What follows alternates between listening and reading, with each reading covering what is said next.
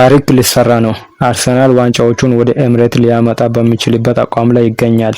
የሚገርም ነው። 4 ዋንጫ እርግጠኛ ነህ? ማንቸስተር ሲቲ እንኳን ይህንን አላደረገም። በእርግጥ ትክክል ነሽ፣ አልተሳሳትሽም። ነገር ግን ይህንን ለማለት የቻልኩበት ምክንያት ስላለኝ ነው። ምክንያቱን በትንታኔ አብረን የምናየው ይሆናል። ሰላም ጤና ይስጥልኝ የቻናላችን ቤተሰቦች፣ ዛሬ እጅግ አነጋጋሪ በሆነው የአርሰናል የዋንጫ ጉዞ ላይ ለመወያየት መጥተናል። ዛሬ የምናወራው ስለ ተራ ግምት አይደለም። አርሰናል ካለው ጥልቅ ስኳድ አንጻርና ከታክቲክ ብቃት እንዲሁም ከተቀናቃኞቹ መዳከም አንጻር ዘንድሮ ለምን የዋንጫ ንጉስ እንደሚሆን በዝርዝር እንተነትናለን። ወደ ዝርዝር ሐሳባችን ከመግባት በፊት ለዚህ ቻናል አዲስ ከሆናችሁ ሰብስክራይብ በማድረግ የቤተሰባችን አባል እንድትሆኑ እንጋብዛለን። የዘንድሮ አርሰናልን እንዴት አየህ? ከ20 ዓመታት በላይ ሳያሳካ የቆየውን ዋንጫ ዘንድሮ ያሳካል ብለህ ትገምታለህ? አው ልክ ነሽ። አርሰናል ለረጅም ዓመታት የፕሪሚየር ሊግ ዋንጫ ከአለማንሳቱ የተነሳ በደጋፊዎች ዘንድ ትልቅ የዋንጫ ራብ ይታያል።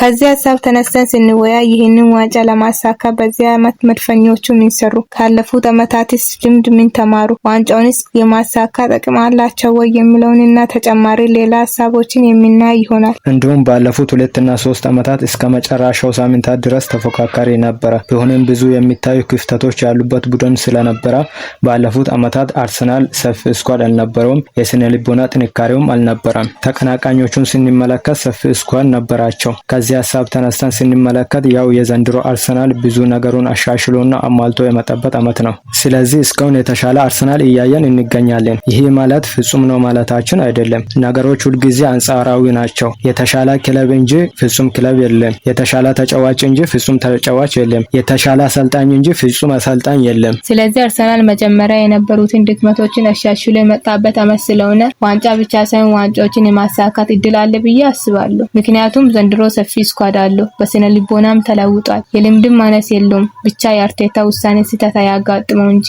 በእርግጥ ልክ ነህ።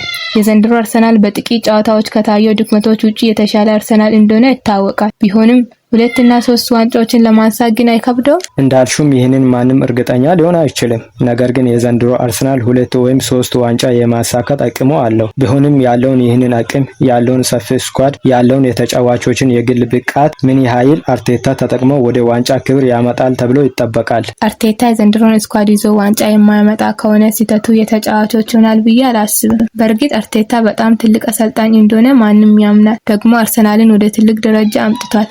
ነገር ግን የሚጎለው አንድ ነገር አለ። እርሱም ደጋፊዎች የተራቡትን ዋንጫ አላሳካም። ዘንድሮ ለአርቴታ ቢሆን ለክለቡ ዋንጫ ለማሳካት በሁለት ረገድ የተሻለ ዓመት ነው ብዬ አስባለሁ። በፕሪሚየር ሊጉም ቢሆን በሻምፒየንስ ሊጉ ከአርሰናል በላይ ግምት የተሰጠው ክለብ የለም። የተከላካዩን ክፍል ስንመለከት የዓለማችን ምርጡ የተከላካይ ጥምረት ያለው በአርሰናል ነው። በዚህን ሰዓት አርሰናል የብረት ግንብ ነው። ሳሊባ እና ገብርኤል ማጋሌሽ አሁን በአውሮፓ ምርጡ ጥምረት ሲሆኑ ኖ ሳሊባ ኖ ገብርኤል ችግር የለም በሚባልበት ደረጃ ላይ የአርሰናል ስኳድ ደርሷል። የሁለቱም ጥምረት በጉዳት ምክንያት በሌለበት ሰዓት እንኳን አርሰናል ብዙ ጎል አላስተናገደም።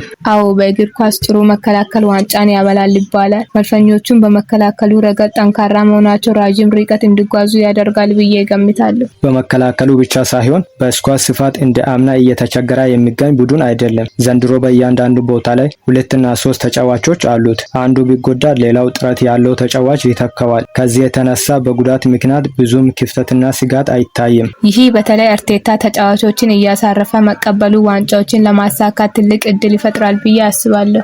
ሌላው የተጫዋቾች ከፍተኛ የዋንጫ ረሃብ ሲሆን ለዓመታት ዋንጫ እያመለጣቸው ስለነበረ ዘንድሮ ግን በታላቅ ቁጭትና ተነሳሽነት ነው እየተጫወቱ የሚገኙት። ይህ ስነ ልቦናዊ ጥንካሬ በወሳኝ ጨዋታ ላይ ልዩነትን ይፈጥራል። በአጭሩ አርሰናል በዚህ የውድድር ዘመን ካለው የቡድን ጥንካሬ አንጻር ቢያንስ አንድ ትልቅ ዋንጫ ያነሳል ተብሎ በብዙዎች ዘንድ ይጠበቃል። እንግዲህ የኛ ምክንያቶች እነዚህ ናቸው። እናንተስ ምን ትላላችሁ?